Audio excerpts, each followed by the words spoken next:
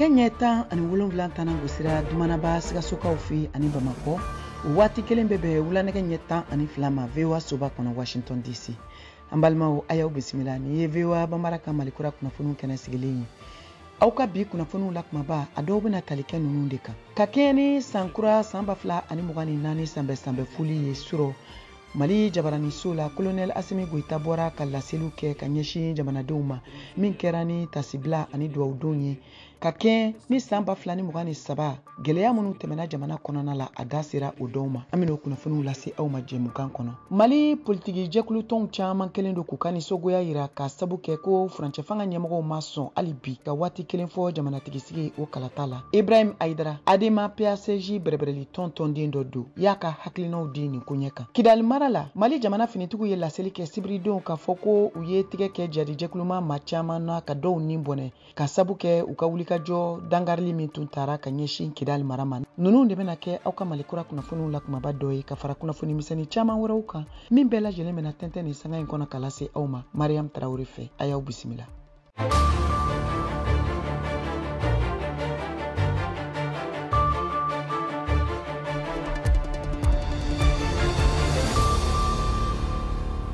An balimaw an ka foli b'aw ye kokura Mali kɔnɔ ani Mali kɔ kan. Bi ye ntɛnɛn ye janvier kalo tile fɔlɔ san 2024 n'o bɛna sankura tile fɔlɔ ma. An bɛ sanbɛ foli kɛrɛnkɛrɛn ka taa maliden kelen kelen bɛɛ lajɛlen ma Mali kɔnɔ ani Mali kɔ kan. Ka fara farafinna ani diɲɛ fan wɛrɛw kan. Ni ye VOA Bambara ka Malikura kunnafoniw kɛnɛ sigilen ye. Mariam Tarawele fɛ ka bɔ studio 6nan na VOA soba kɔnɔ Washington DC. Aw ka kunnafoniw filɛ. Ka kɛɲɛ ni san 2024 o sanbɛ foli ye suro Mali jabaraniso gale kan jamanatigi Colonel Assimi Goïta bɔra ka foli kɛrɛnkɛrɛnnen bila ani tasibila ka taa malidenw ma minnu bɛ Mali kɔnɔ ani Mali kɔ kan. A da sera gɛlɛya camanw ma min bɛɛ lajɛlen yera malidenw fɛ san 2023 kɔnɔ n'o dɔ bɛ tali kɛ kurantigɛ banbali kan min degun sera maliden caman ma. VOA Bambara tɔgɔ la George Atino ka bɔ Bamakɔ bɛ jamanatigi Assimi Goïta ka o laseliw lase a ma.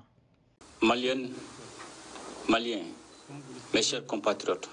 je suis particulièrement heureux. Sangatan ani duru kɔnɔ jamana ɲɛma Assimi Goïta ale y'i kanbɔ san 2023 kobolodalenw kan ani fana baara minnu kan ka bila sen kan san kura kɔnɔna la. O hukumu kɔnɔ dantigɛli in kɔni sinsinna kosɛbɛ lakana ani bɛn sabatiliko kan Mali la.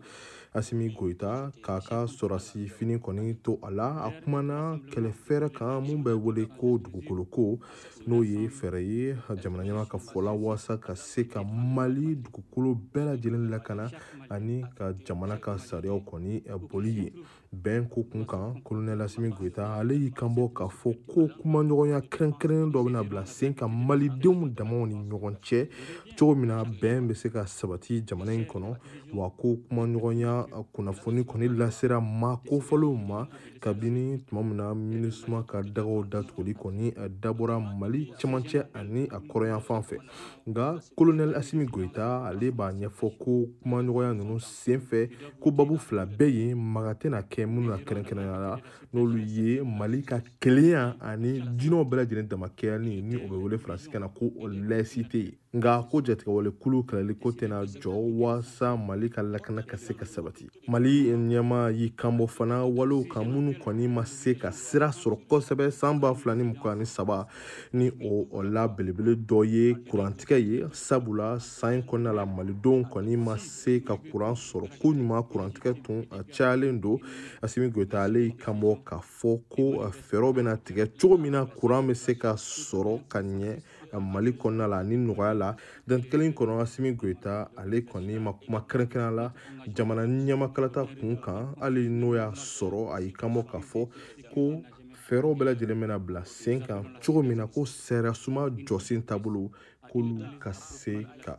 taa ɲɛ Mali kɔnɔna la. George Atino, VOA Bambara tɔgɔ la, Bamako. Protège les Maliens.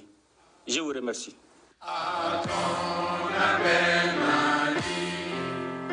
Jamanatigi Colonel Assimi Goïta ka ni laseli min kɛra suro kari Desanburu kalo tile 31 san 2023 n'o kɛra sankura o ɲɛbila baaraw ye. Hakili jagabɔw bɛ senna malidenw fɛ Colonel Assimi Goïta a ka suro laseli kan. VOA Bambara tɔgɔ la Moribo Dambele sera Simplice Kabore ma. Ale ye politiki sɛgɛsɛgɛlikɛla ye ka bɔ Mali jamana kɔnɔ Bamakɔ. An k'ale ka hakilinaw lamɛn a ka laseliw kan.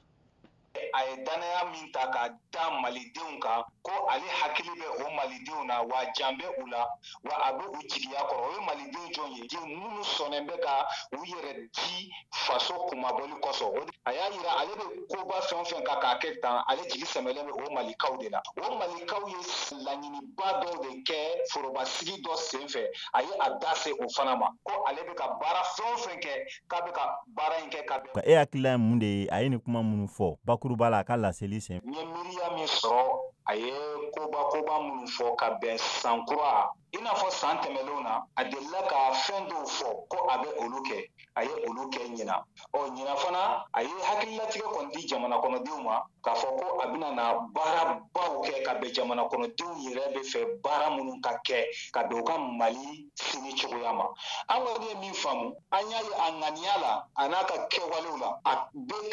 ka di a ye ani jamana kɔnɔdenw kana fɔ ɲɔgɔn kɔ a bɛ ka dakun o dakun la baara a dakun bɛɛ lajɛlen bɛ taa i jigi sɛmɛ fɛn min kan o de ye kunnafoni ye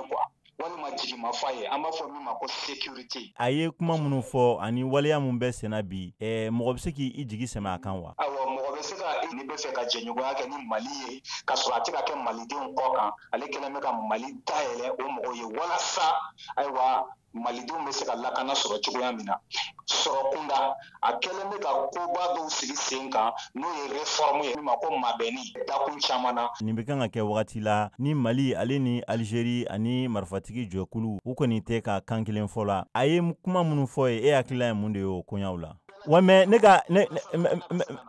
ka mun kɛ dɔrɔn kana munumunu c'est à dire que a ye mun fɔ o la est ce que e hakilila ye mun de ye o la a ye kuma mun fɔ o hukumu kɔnɔna la. Tiɲɛ na tuma min na Mali b'i bolo kɛ nin sɛbɛnni na o y'a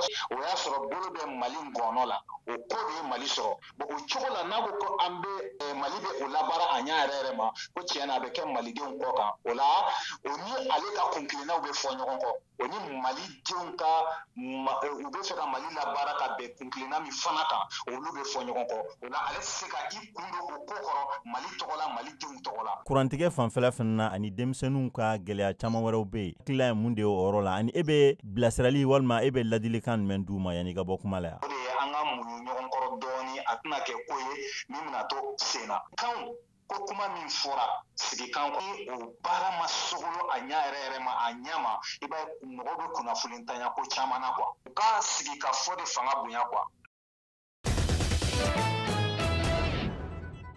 Ni waati laban ninnu na Mali jamana politiki tɔnw olu kɛlen don k'u ka kumakanw yɛlɛ sanfɛ ka kɛ ni furancɛ fanga ɲɛmɔgɔw ka hakilinaw sigili sen ka jamanatigi sigi kalata bɔ a dɔgɔkɔrɔ min senfɛ a yiralen don k'a fɔ an bɛ waati min na ko sisan waati kelen o ma di jamanatigi sigi kalata kan a koɲɛ kɔni kɛlen don nisɔngoya ye ka taa politiki jɛkulu tɔntɔnden caman ma i n'a fɔ Adema PACJ olu ka tɔnden dɔ Ibrahima Aidara ye a ka hakilinaw jalatigɛli kɛ nin koɲɛ kan Mohamed Danyogo ale ka kuma barani na VOA Bambara tɔgɔ la ka bɔ Bamako. Kalafili bolodali o ye jagoya ye mais pour que kalafili bolo ka da il faut que condition damadɔ ka règne bon aux conditions je suppose que an ka autorité minnu bɛ fanga la olu de b'a dɔn bi nos conditions n'o réunir le nom mais ce qui est important c'est que aujourd'hui an bɛ baara o baara la a kan ka se ka kɛ dans la compréhension mutuelle donc an ka autorité an bɛ se ka mun fɔ dɔrɔn u bɛ baara mun na o k'a lajɛ n'u bɛ se ka justement i n'a fɔ tout à l'heure a fɔra cogo min na ka partout fɛnɛ wele k'u fara ɲɔgɔn kan ka kuma k'u fɛ pour que an k'a dɔn taabolo mun bɛ ka boloda parce que ça c'est extrêmement important parce que a kɛra cogo cogo kalafili ça intéresse d'abord les partis politiques. Non, en fait, billet conférence nationale, les conférences nationales la d'abord kunye munye folo, oye tondenw yɛrɛ kama ye. Bara minnu bolo dalen no a kɔnɔna la, oye d'abord tondenw y'a bila bara mun na 18e conférence la n'o kɛra Salu décembre 2022 la. O baraw an ɲɛsira ka minnu ko la, an bɛna k'o ɲɛfu ɲɛna. Ensuite k'a yir'u la bara kura minnu bolo dalen no pour san wɛrɛ pour que u k'a lajɛ u bɛna baara kura minnu fɛnɛ d'a ma kan k'o kɛ san wɛrɛ parti kɔnɔna la wari minnu sɔrɔla n'a fɔra mɔgɔw ka cotisation ni fɛnw contribution personnelle la a wari joli sɔrɔla a utilisera cogo di mun ni mun kɛra n'a ye k'o fɛnɛ bɛɛ ɲɛfɔ parti tɔndenw ye pour que ka do ku ka warma do ko jugu sira laɲini bɛ aw la kɛrɛnkɛrɛnnenya ka ɲɛsin jamana yɛrɛ tagabolo bon je pense que président yɛrɛ y'a fɔ cogo min na an bɛ laɲini mun kɛ dɔrɔn o san ka kɛ san ye maliyɛnw bɛɛ ka fara ɲɔgɔn kan maliyɛnw bɛɛ ka se ka kuma dans la diversité parce que a kɛra cogo cogo jamana kɛra cogo cogo a bɛɛ hakilinata ye ko kelen mais a fɔ cogo min na kulun kɔnɔ mɔgɔ bɛɛ hakilinata ye ba tigɛ ko ɲuman ye mais a bɛ taa peut-être a ka sira bɔcogo ti kelen ye donc ne mɔgɔw farala ka fara ɲɔgɔn kan ka kuma je pense que a ka ca ala fɛ ko ɲuman bɛ bɔ kɔnɔ an kɔni bɛ mun ɲini sécurité ko minnu bibi na n'a bɛ ka améliorer ka taa fɛ an b'a ɲini halisa o tɔ ka se ka améliorer ka taa fɛ maliyɛn bɛɛ ka ɲɔgɔn faamu bɛɛ ka fara ɲɔgɔn kan ala ka mali ja ka taa fɛ ka taa ni kunnafoniw ye jamana kɛ ka yan fan fɛ kɛrɛnkɛrɛnnenya la Kidali mara la sibiri tɛmɛlen Mali jamana finitigiw ye laseli kɛ k'a fɔ k'u ka wulikajɔw sera ka to u ka jarijɛkulumaw ka dankarili dɔ gɛngɛma ka bɔ Kidali mara fan fɛ min kɛra jɛkulu maramafɛntigiw fɛ ni mugu fodon caman ye ka na Kidali mara ma a sen fɛ finitigiw sera ka jɛkulu maramafɛntigi mɔgɔ caman de nin bɔnɛ ni ka dɔw ɲɛnama minɛ Mariam Kuyate VOA Bambara tɔgɔ la ka bɔ Bamakɔ ale b'o kunnafoniw di Banbagaci ma 15 bɔɲɔgɔnkɔ olu de buntɛna Mali woromasiri tabaw fɛ juma tɛmɛlen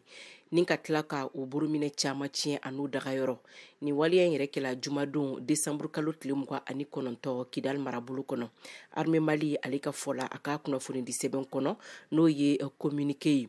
a sɛbɛn kelen kɔnɔ u y'a yira ko jatigɛ walikɛlaw tun ye a lajɛ ni k'u ka labɛnw sabati min yɛrɛ sen fɛ u tun bɛna dankari Kidali marabolo kɔnɔ o jumadon sɔgɔmada joona ko sabula min ye mugujugu citaw ye a bɛ fɔ min ma ko tir de mortier k'u ye o ci ka ɲɛsi Kidali dugu kɔnɔna ma ko o yɔrɔni bɛɛ lajɛlen na ni waliya jugu in yɛrɛ kunbɛnna woromasiri tabaw fɛ ni ka sɔrɔ ka susuli da ni maa ninnu kan ni ka maa 15 bɔɲɔgɔnkɔ ka o nin daraki armée Mali ka kunnafoni di soba ale ka ɲɛfɔli don o siratigɛ la état-major général des armées ale ko a bɛ min ɲini jamanadenw fɛ o de ye hakilisigi ani basigi ye ko sabula terrorisme kɛlɛli Mali kɔnɔ k'u na u seko bɛɛ lajɛlen kɛ ka se a dan na yaasa jamanadenw n'u burufɛnw ka se ka lakana Mariam Kuyate ka laseli don ka bɔ Bamako VOA Bambara tɔgɔ la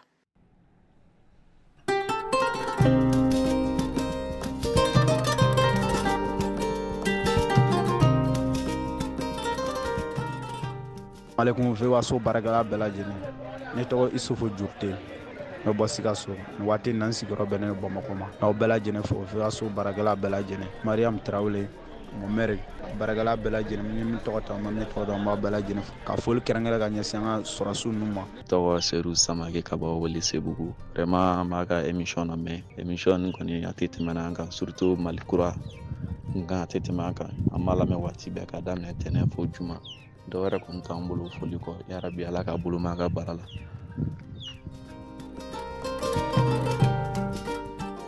bɛɛ Afrika mɔgɔ ye Mamadu Ture Mangale don ka bɔ Makɔnɔ bɛ Jarawa commune mara la quoi vraiment ka foli bɛ radio barakɛla mɔgɔ bɛɛ an ka ni sigilen don Makɔnɔ yan mais Makɔnɔ bɛ Jarawa commune mara la quoi vraiment an ka radio sɔgɔma ka daminɛ tɛnɛn ma fo juma a tɛ bila radio si la ne radio bɛɛ Afrika mɔgɔ tɛ an ka ni b'a la mais diɲɛ ma lolo sɔgɔmada 7h waati an ka ni ka foli b'a ye vraiment an ka foli b'a ye baara ni ala ka bolo mɛn a la ala ka gardien ɲuman d'an ma ala ka san caman ala ko jɔ an ɲɛnɛ ala ka haminako bɛɛ lajɛlen nɔgɔya san masuba n'a gɛrɛgɛrɛ ala k'an kisi a bɛɛ lajɛlen ma VOA Afrique c'est Maïga Ousmane Bamako n'aw ka radio in d'emblée yɛrɛ da ɲɔgɔn tɛ ala ka barika da la ala k'an bɛɛ laban ɲɛ yarabi merci bien on est cɛ ni baraji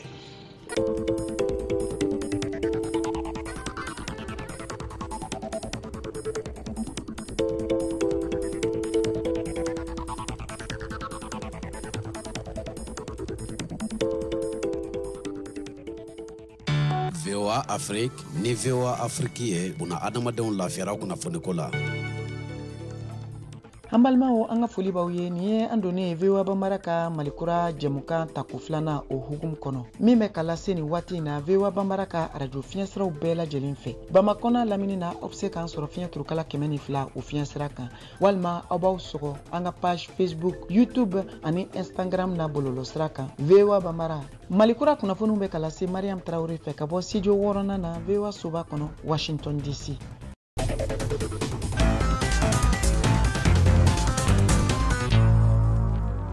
An tani kunnafoniw ye farafina gun kan ani diɲɛ fan wɛrɛw fɛ. Chad jamana kan u ka furancɛ fanga ɲɛmɔgɔ Mahama Idriss Déby Itno ye succès Masra Ali sugandi ka kɛ u ka ministre ɲɛmɔgɔ ye. Congo RDC jamanatigi Félix Tshisekedi sugandira ko kura ka kɛ u ka jamanatigi kura ye. U ka jamanatigi sigi min kalata kɛra kunɲɔgɔn tɛmɛlen ko kɛmɛdonya o kɛmɛdonya 73 ani tɔrɔmɔɲɔ 34 olu de ye kalata a tɔgɔ la. Ka tɛmɛ ni kunnafoniw ye an bɛ taa laginɛkaw fɛ yen. Ka kɛ ni san kura san 2024 o san yɛlɛma laseliw ye. U ka furancɛ fanga ɲɛmɔgɔ Colonel Mamadi Doumbouya ye laseli kɛrɛnkɛrɛnnenw kɛ min tɛmɛna u ka jabarani so kan surɔ n'a kɛra ni tasibila ye ka taa jamanadenw ma. A y'a lase k'a fɔ ko fɛn min ye u ka sariya sunba yɛlɛmali ye n'o ye référendum constitutionnel ye bɛna kɛ san 2024 yanni da ka don jamanatigi sigi kalata la. Modibo Dambele VOA tɔgɔla ka bɔ Washington ale b'o kunnafoniw lase an ma.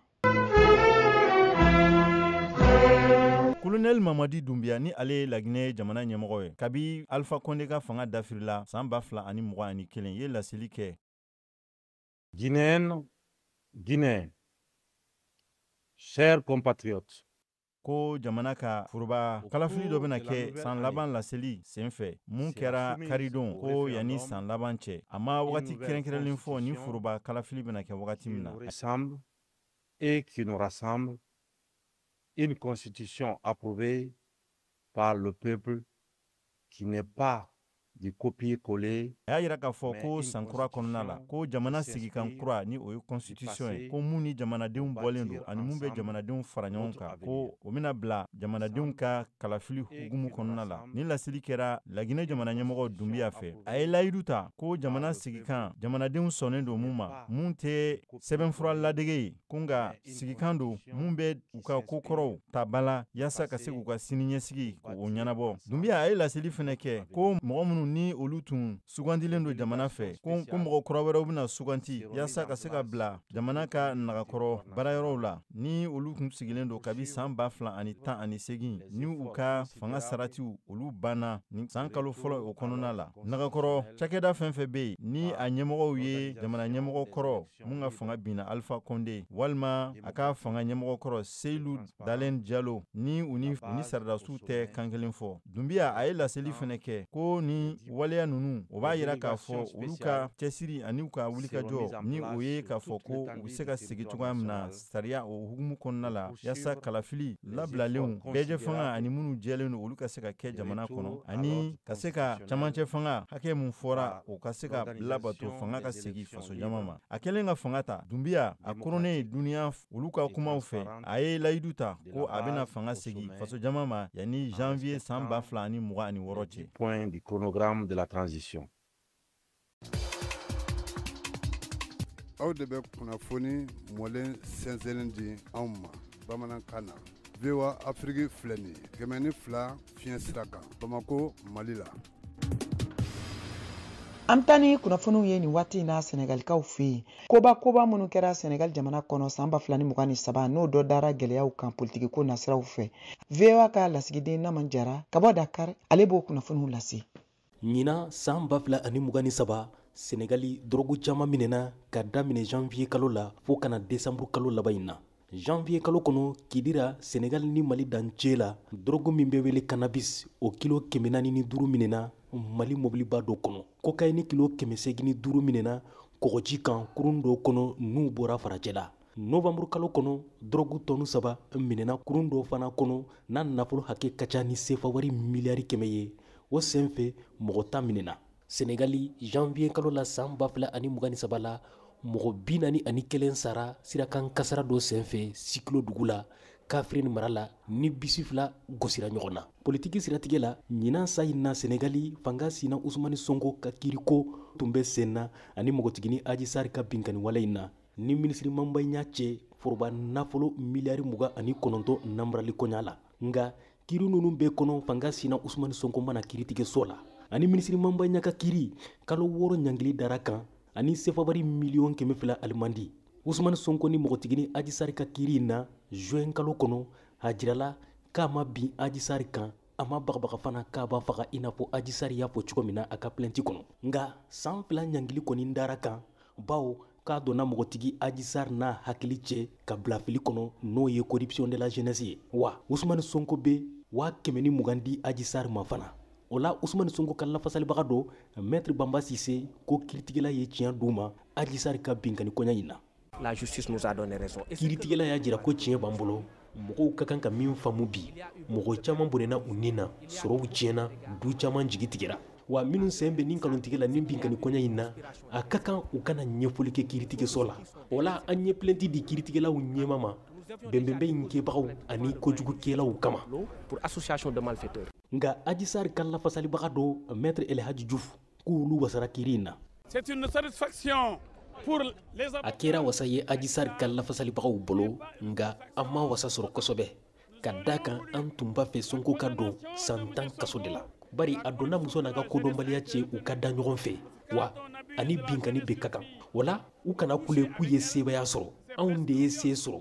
bari a ma fɔ k'u ma se ɲɔgɔn ma. La victoire c'est qu'on n'a pas nié l'existence du contact sexuel. ɲinan sayina Senegali fanga sina Ousmane Sonko ka politiki tɔn Pastef jira marabagaw fɛ bawo k'a kɛra sababu ye wulikajɔw kɛra fo tiɲɛniw ni mɔgɔfagaw cayara Senegali jamana kɔnɔ kabini juin kalo la Ousmane Sonko minɛna kaso la k'a ye gendarme muso do ka telefɔni suɲɛ ani k'a ye mɔgɔw wele wulikajɔw la nga an bɛ waati min sika b'a ka cɛboya kan san 2024 jamanakuntigi kalata la bawo a ma kalata ka ɲini sɛbɛn sɔrɔ fɔlɔ walasa ka kɛ cɛbo ye hali n'a y'a sɔrɔ kiritigɛla ye tiɲɛ d'a ma a ka kiri senfɛ desanburu kalo tile 14 tɛmɛnɛ k'a tɔgɔ ka sɛbɛn kalata lisiw kan kokura san 2023 Senegali jamanakuntigi Macky Sall y'a fɔ k'a tɛ kɛ cɛbo ye san 2024 jamanakuntigi kalata la a y'a ka marajɛkulu ɲɛma Amadu Ba de sugandi k'a kɛ a ka farankan politiki tɔn Benno Bokk Yakaar ka cɛbo ye i n'a fɔ a jɛɲɔgɔnw y'a laɲini a fɛ cogo min na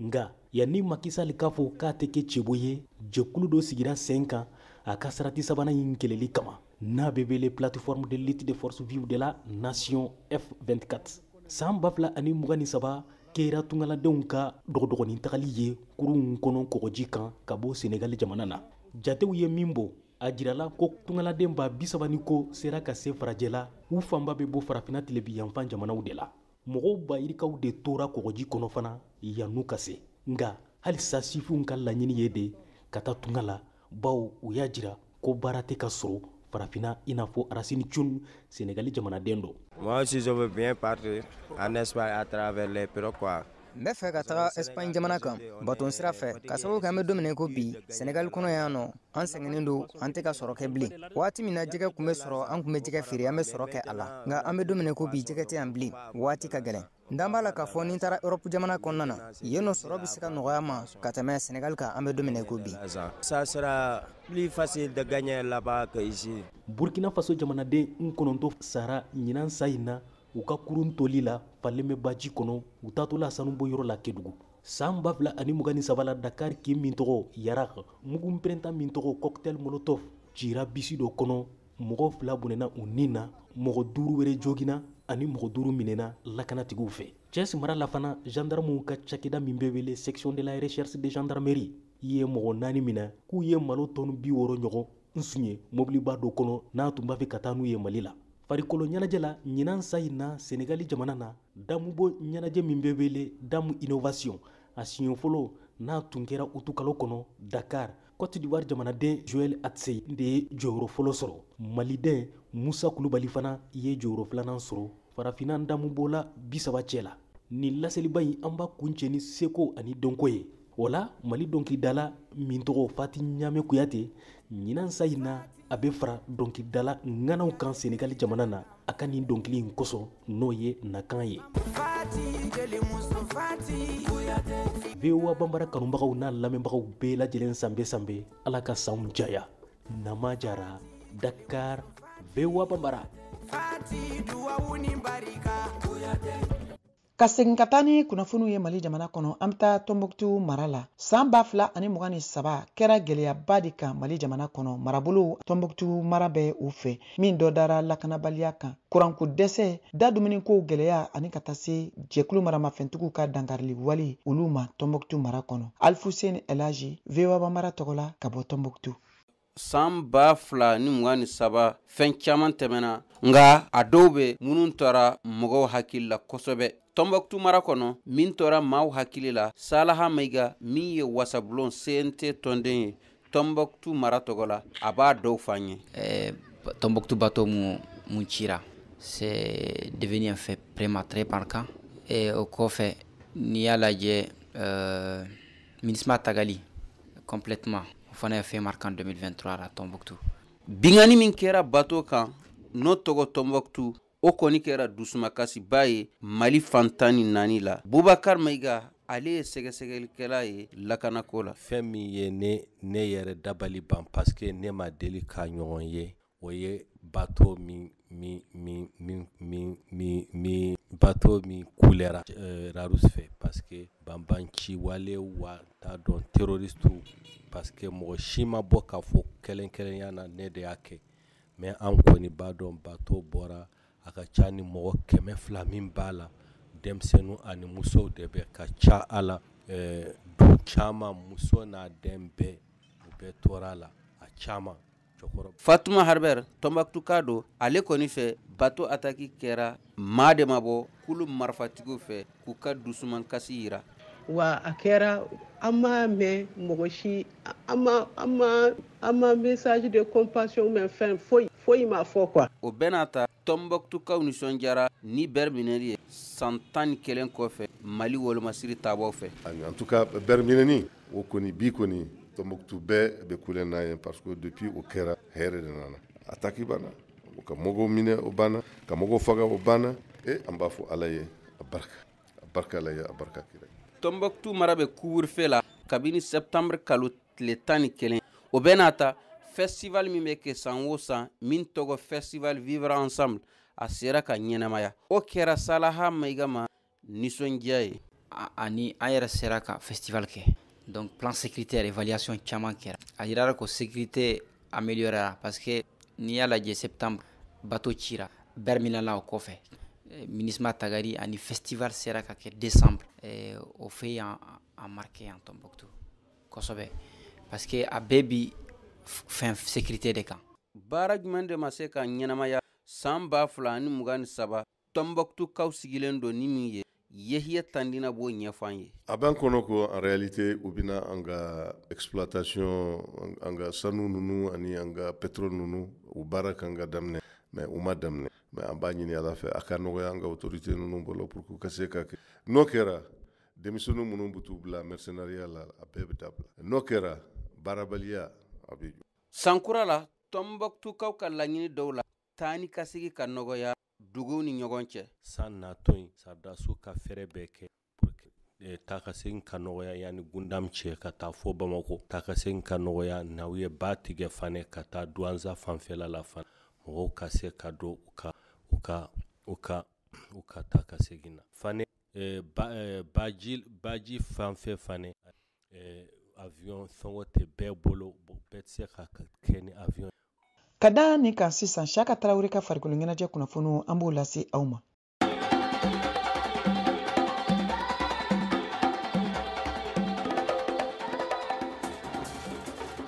Sirantolantan ko kun kan Mali la saison 2023-2024 n'o ye ɲina saison ye a derby fɔlɔ tanna sibiri tɛmɛnen décembre kalo tɛmɛnen tile 30 san 2023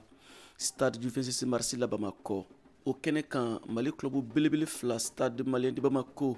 ni Joliba Athletic club de ye ɲɔgɔn sɔrɔ a tora stade malien de Bamako ta la ka da kan stade ye se sɔrɔ Joliba kan celu kelen kanankolo club ninnu 2 bɛna ɲɔgɔndan 10 fo sɛgɛnnafiɲɛ bɔ bɛna ban si tɛna se si la u seginni ka na bagabagaliw bɛna to senna fan 2 bɛɛ fɛ jɔ si tɛna yara fan si fɛ sanga bi segini kelenna na stade Senantolantana Mamadu Traoré bɛna penalty don Joliba la ɲɔgɔndan bɛna kuncɛ o cogo la ni stade malien de Bamako ka sebaya ye celu kelen kanankolo stade kanu na o jaabi tɛna yɛlɛma fo ka taa ɲɔgɔndan kuncɛ ɲɔgɔndan kuncɛli file bɛna fiyɛ jalatigɛba Bubu Traoré fɛ ko ɲɔgɔndan banna stade ni Joliba ka ɲɔgɔndan in bɛ don championnat tile 4nan ɲɔgɔndan hukumu kɔnɔ VOA Bambara tɔgɔ la Bamakɔ Siyaka Traoré kala seli don. ni ne bena dan sigi aw ka bi malikura kunnafoniw na min kɛra san 2024 kunnafoni fɔlɔ ye k'a lase aw ma Mariam Tarawele fɛ. Jɛmukan labɛnna Seko ka cɛjan Sheikh Thierno fɛ. An bɛ dugawu don kɛ ka taa Mali jamana ani jamanaden kelen kelen bɛɛ lajɛlen ma. San 2024 daminɛna hɛrɛ la cogo min, Ala k'a kɛ hɛrɛ ye maliden kelen kelen bɛɛ lajɛlen ma, Mali kɔnɔ ani Mali kɔ kan. Nin tun ye Mariam Tarawele ka laseliw ye VOA Bambara ka malikura kunnafoniw kɛnɛ kan. Aw ni ce aw ka kulomajɔ la, aw k'an bɛn waati wɛrɛ.